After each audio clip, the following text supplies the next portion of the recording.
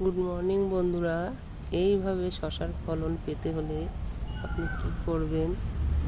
এই শশার ফলন পেতে হলে আমি দিয়েছি শুধুমাত্র সুফলা একটু অল্প করে, আর দিয়েছি খোলের সাথে একটু সুফলা জলে গুলে, আর কিছুই দেইনি।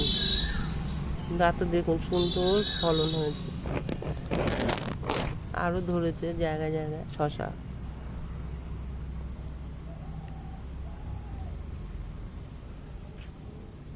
আরো ছোট ছোট কুড়ি আসছে।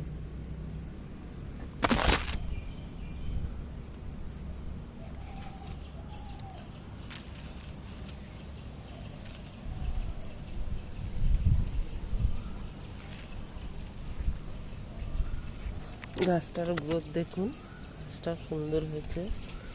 এই যে আরো ধরছে কুশি।